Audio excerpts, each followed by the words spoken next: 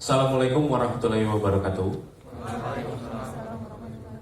Salam sejahtera bagi kita semua. Om Swastiastu, Namo Buddhaya, salam kebajikan. Perkenalkan, Fit Batik from Indonesia to the world.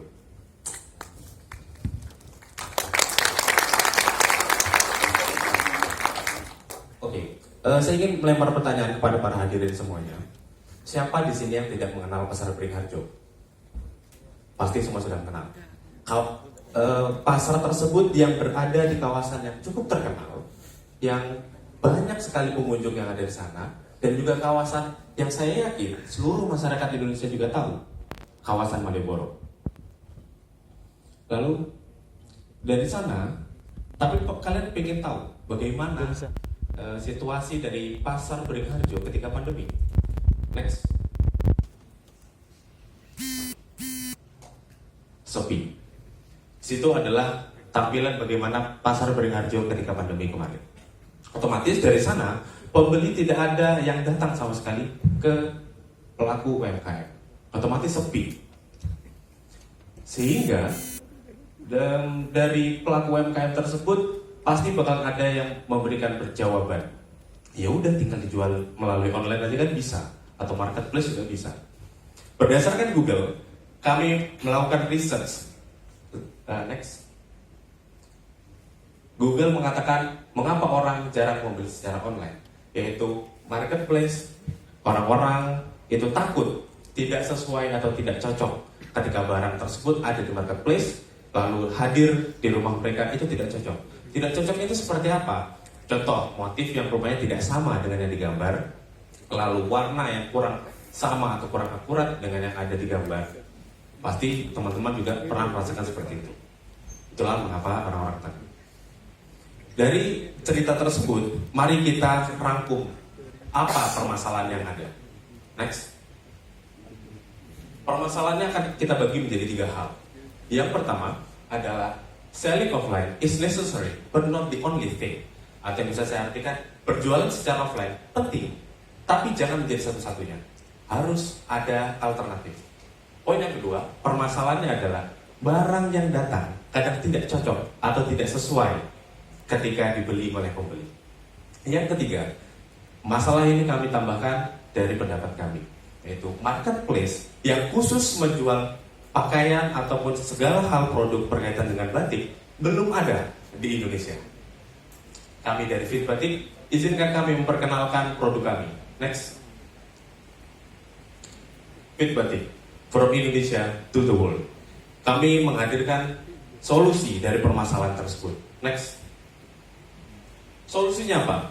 Ada 3 hal dari 3 masalah tersebut. Yang pertama adalah berjualan secara online dengan marketplace Fit Batik kami. Kami akan menggandeng para pelaku UMKM untuk berjualan di Fit Batik. Bayangkan jika para pelaku UMKM berjualan di marketplace kami sebagai alternatif daripada berjualan offline tapi terkadang tidak menentu. Poin yang kedua, solusi yang kami hadirkan adalah pembeli bisa menggunakan fitur augmented reality untuk mengatasi masalah yang kedua tadi, masalah yang produk barang yang datang tidak sesuai dengan keinginan. Solusi ketiga adalah Fit Batik menjadi pelopor marketplace pertama yang khusus menjual batik, sekaligus menjadi pelopor pertama marketplace yang menggunakan fitur augmented reality di Indonesia. Selanjutnya, untuk market opportunity kita dapat dari data yang sudah kita simpulkan. Berikut 3 data yang tersebut, yaitu yang pertama, dari segi produsen, tersedia 2.500 UMKM yang berjualan atau produknya adalah batik. Jika kita bayangkan 10% saja dari 2.500 sudah ada 250 produsen untuk UMKM batik. Angka yang besar. Bagaimana jika 250 produsen tersebut bergabung dengan kami? Sudah menciptakan sebuah marketplace yang besar. Poin yang kedua, batik diminati oleh masyarakat asing. Kami mendapatkan data bahwa Amerika Serikat adalah negara dengan pengimpor batik terbesar dibandingkan negara lain. Yang ketiga, produk fashion adalah produk yang paling laris di marketplace. Next. Data market opportunity. Mungkin kepotong karena terlalu ke atas. Ini data yang kami dapat dan kami simpulkan di slide sebelumnya. Sini tampak bahwa data-data tersebut benar, real adanya. Sehingga kami menjelaskan kepada para hadirin sekalian, brand based on data atau berdasarkan data, bukan argumentasi semata. Next.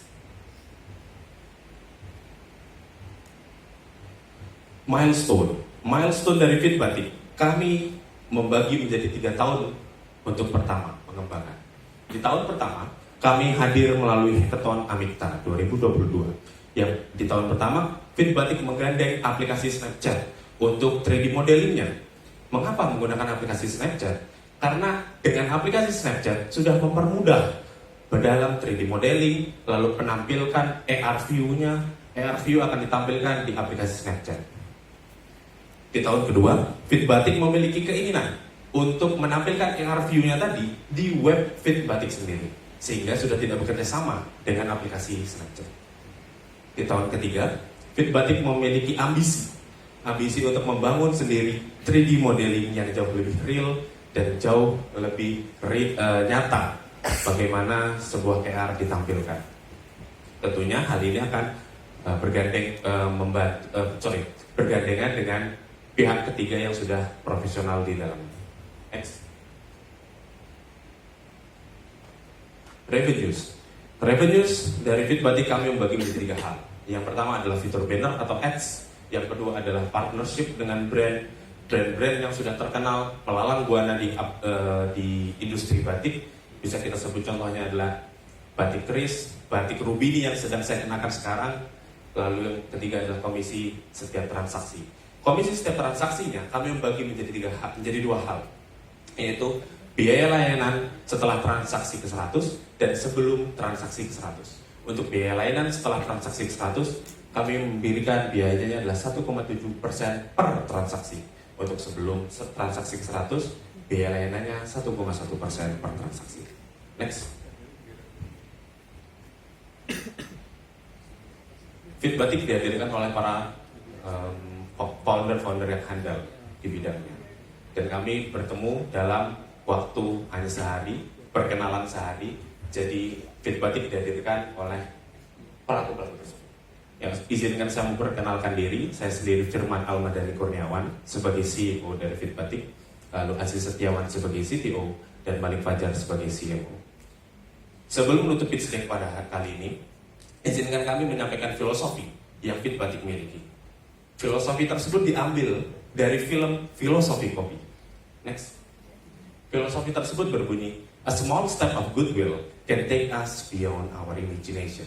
Atau sebuah langkah kecil untuk berdasarkan dari kebaikan akan membawa kita beyond our imagination, melampaui imajinasi kita. Kami dari Fit Batik, terima kasih.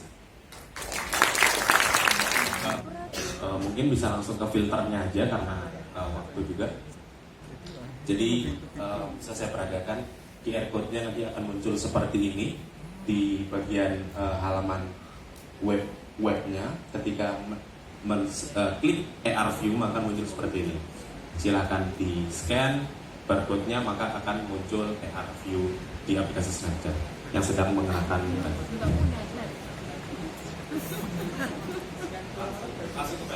Scan-nya langsung ke badan orangnya.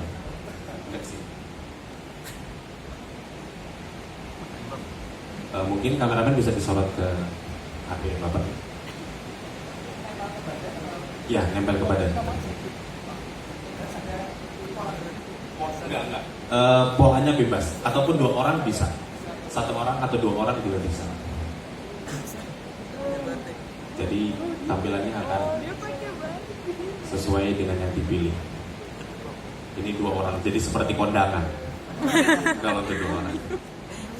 Nah, kalau untuk 2 orang bisa gitu kan. Jadi nanti kelihatan seperti memakai batik depan dan belakang. Oke, mungkin sekian dari Fit Batik. Terima kasih.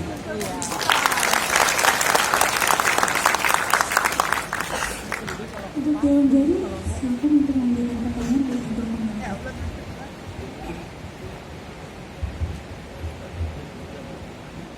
Ya, mungkin pengen bertanya, ini aplikasinya ini nanti itu berarti di-upload online gitu ya, atau ini orang pas datang, jadi gini, itu caranya orang pakai scan QR-nya itu gimana? Apakah itu kayak aplikasinya dipublish atau linknya itu nanti ditaruh di website? Saya jawab. Jadi nanti bakalan, kalau sebenarnya bisa lebih bagus kalau websitenya kita tampil. Jadi mohon Bapak dan Ibu HP saya berisi halaman webnya. Jadi halaman web yang berisi produk. Jika kita bayangkan Tokopedia kan bakalan ada produk-produk seperti pakaian, celana, seperti macam. Lalu ketika kita klik produk yang akan kita mau beli, untuk memastikan kembali produk tersebut bagaimana tampaknya atau warnanya seperti apa, itu nanti bakalan ada di bagian tombol sebelum beli, sebelum buy nanti bakalan ada muncul AR view, ada klik tombol AR view. Setelah klik AR view maka akan muncul jendela pop up untuk menampilkan scan QR code-nya tadi. Setelah scan QR code, bisa menggunakan HP untuk scan-nya, bisa menggunakan aplikasi, nggak perlu menggunakan aplikasi Snapchat terlebih dahulu, bisa dari kamera bawah, nanti akan masuk ke aplikasi Snapchat, seperti itu. Oke, berarti nanti bisa orang ngetes kelihatan modelnya gitu-gitu ya. Yes. Nah terus kalau kayak gitu, anggapannya taunya mungkin ini pas nggak ya di badannya dia mungkin, atau kegedean atau gimana, nah itu bisa kelihatan di situ nggak? Oke, kalau untuk tahap pertama ini kami masih dalam bentuk prototype atau bentuk secara kasar bisa dibilang. Untuk kedepannya kami memiliki milestone tadi, tahun kedua dan ketiga, kami akan mengembangkan lebih jauh lagi dan lebih komprehensif perkara size. Kalau size memang agak tricky dan susah, namun yang untuk saat ini kita kembangkan baru berupa warna, apakah warna sesuai, pencahayaannya, seperti itu. Tapi kalau untuk dari ukuran size kita akan kembangkan. Nah, terus tadi masalah cara chargingnya tadi kan bisnisnya itu 100 pertama free ya? Bukan 1,1% biaya layanan. 1,1%. Oke, itu tahu kira-kira 1,1% itu perhitungannya itu kira-kira gimana? Perhitungannya jadi setiap produk tersebut terbeli itu langsung terkonversi, jadi harganya itu sudah langsung otomatis. Jadi misalnya jika kita lihat di Tokopedia pasti ada bagian produk terjual berapa. Jika itu sebelum 100, maka produk harganya tersebut kita akan tambah menjadi 1,1% kali produk harganya berapa tadi. Jadi udah otomatis kalau orang beli itu anggapannya udah pakai fitur itu. Yes. Meskipun kalau misalnya orang beli nggak pakai fitur itu pun juga tetap kena charging gitu. Betul. Oke.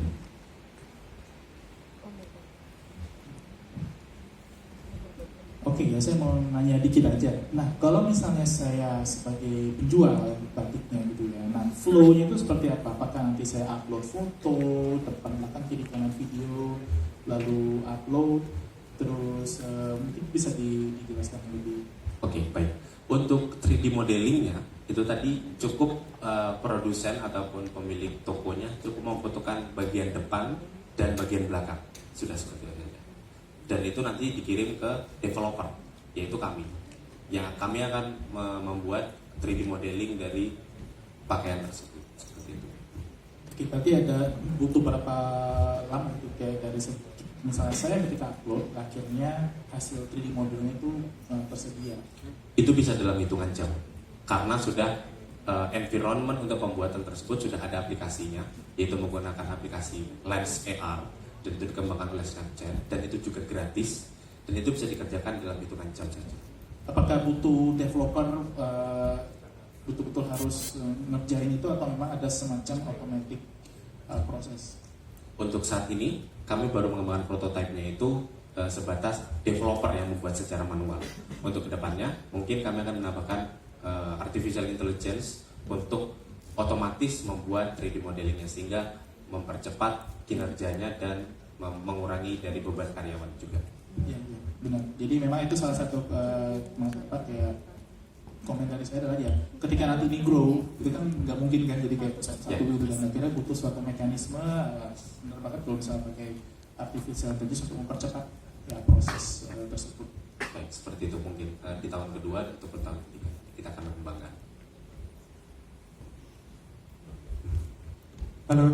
Halo, Mas Firman. ya betul. Oke.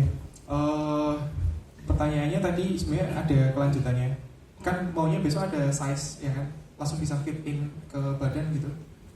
Kan berarti ya? Memungkinkan, sangat memungkinkan. Iya, mungkin tadi aku sempat berpikir bayangannya harus pakai kamera iPhone yang ada lasernya gitu kan.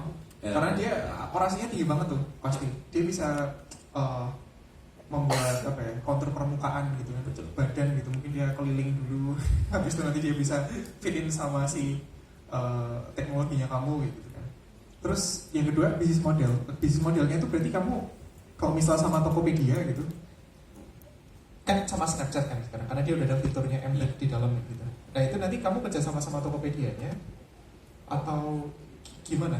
Kalau sebelum check out kan tadi bilang, oh itu di website yang Di kamu website kita sendiri. Oke. Jadi check out segala macam tidak Tokopedia ataupun segala macam, tapi web Fit Batik sendiri. Oh paham. Tapi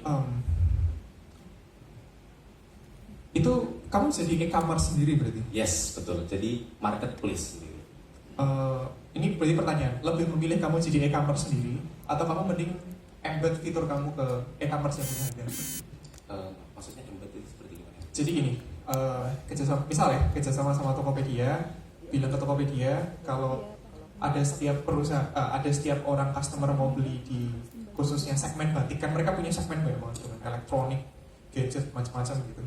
Terus kamu embed fiturnya ke sana, jadi setiap orang mau beli batiknya toko itu, dia nanti bisa nyoba sendiri. Mungkin untuk kedepannya bakalan seperti itu juga jika memungkinkan. Namun untuk langkah pertama adalah kami berkomitmen untuk menjadi web atau e-commerce sendiri yang khusus, benar-benar khusus menjual produk batik. Seperti kita ketahui sendiri ya, produk batik itu bukan hanya perkara pakaian, celana, tas, tapi berbagai macam banyak hal yang belum dieksplor seperti itu. Jadi marketplace yang khusus menjual produk batik. Untuk kedepannya mungkin juga kami akan bergandeng dengan Tokopedia ataupun Shopee untuk menggunakan fitur AR view-nya tadi. Oke, soalnya kan kalau kamu bikin e-commerce, sebenarnya membuat e-commerce sendiri jauh lebih susah daripada bikin teknologinya kamu sendiri. Kalau analisa aku ya, tahu kan, soalnya kan dia ada payment, kamu harus ngambil gateway, terus kamu harus ada supply chain-nya, kamu harus kerja sama pengirimannya. Kalau ada retur gimana? Kalau misal ada orang komplain, kok nggak sama kayak tiga dimensi macam-macam gitu kan? Itu sih, maksudnya ya nggak apa sih, tapi idenya menarik. Dari yang ide kecil tapi mimpinya mau gede banget gitu ya, mau menguasai e-commerce. Makasih. Baik, terima kasih.